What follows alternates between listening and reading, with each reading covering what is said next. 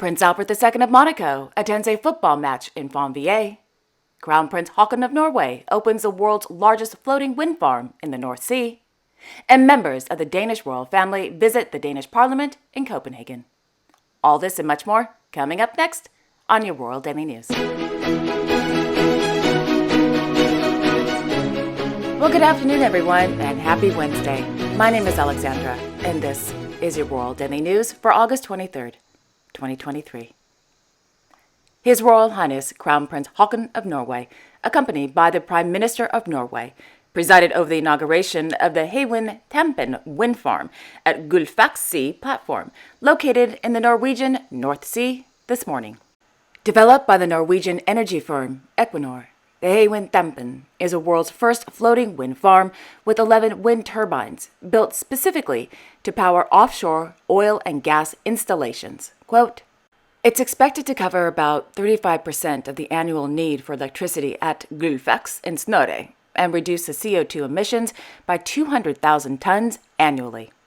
The project has also contributed to new activity, green jobs, local spin-offs, and technology development for future floating offshore wind projects in a growing industry. End quote. With a system capacity of 88 megawatts, the Hywind-Tampen is also the world's largest floating offshore wind farm.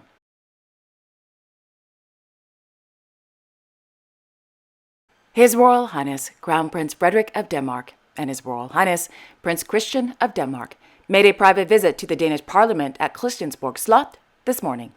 According to the Danish magazine Ekstra Bladet, the Crown Prince and the Prince, along with a camera crew from DR, were given a tour of Parliament by the Speaker of the Danish Parliament, Mr. Søren Gade.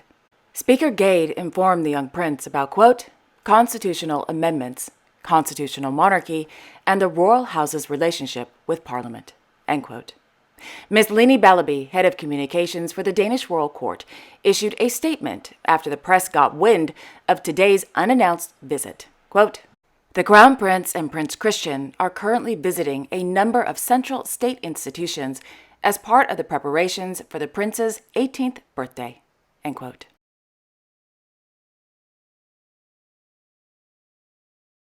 On Monday in Copenhagen, Her Royal Highness Princess Benedikte of Denmark presided over the inauguration of the Dementia-Friendly Garden and Everyday Life with Dementia at the National Knowledge Center for Dementia at the Righus Hospitalet. According to the Danish Royal Court, the garden is divided into zones, quote, focusing on the important elements when creating a dementia-friendly outdoor environment. There is a zone with music and games and activities that strengthen motor skills, a zone designed for cozy gatherings, and a zone for contemplation, privacy, and peace, end quote. After the inauguration and a tour of the garden, the princess was given a tour of the Everyday Life with Dementia building, which is equipped with a kitchen and living room.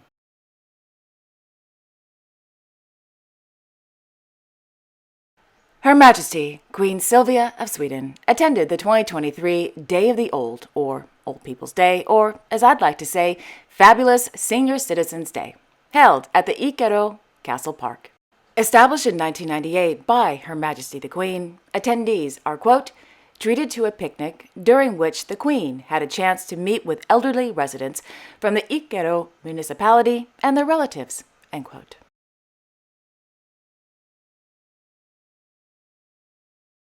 In Stockholm, His Majesty King Carl Gustaf of Sweden held an audience this morning with the President of the United Nations General Assembly, Mr. Saba Korsi, at the Kungliga Slottet.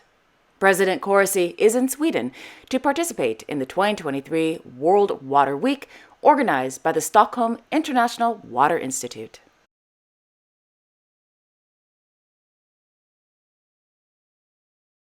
In the afternoon, His Majesty the King and Her Royal Highness Crown Princess Victoria of Sweden attended the Stockholm Water Prize Seminar held at the Stockholm Waterfront Congress Center.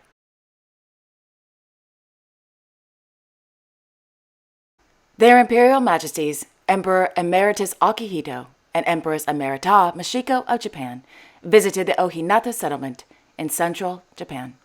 According to the Japanese newspaper Jiji Press, The settlement was opened after World War II by returnees from former Manchuria, now northeastern China, which was occupied by Japan during the war. During their visit, the imperial couple viewed a memorial engraved with a poem composed by then Emperor Hirohito, the father of Emperor Emeritus Akihito. The poem was composed during his visit to the settlement in 1947 during his post-war tour across Japan. Thereafter, the imperial couple took a stroll in a cabbage field at the foot of Mount Asama. At the end of their visit, Emperor Emeritus Akihito spoke with the press, stating, quote, "We came here again after so long, and we've had a very good stay, thanks to the weather," end quote.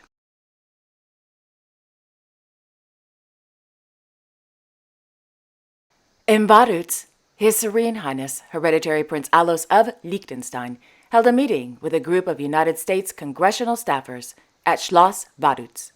According to the Liechtenstein Ministry of Foreign Affairs, the purpose of the visit was to gain a broad insight into Liechtenstein's economy, politics, and culture.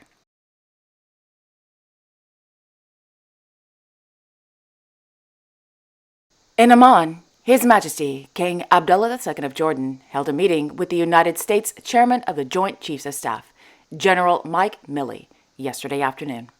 During the meeting, discussions covered means to advance the defense partnership between the United States of America and the Kingdom of Jordan.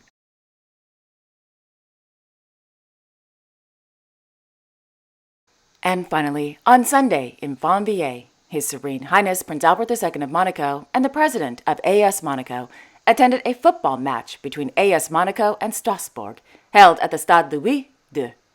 So, who won the match? AS Monaco, 3-0. Well done, guys.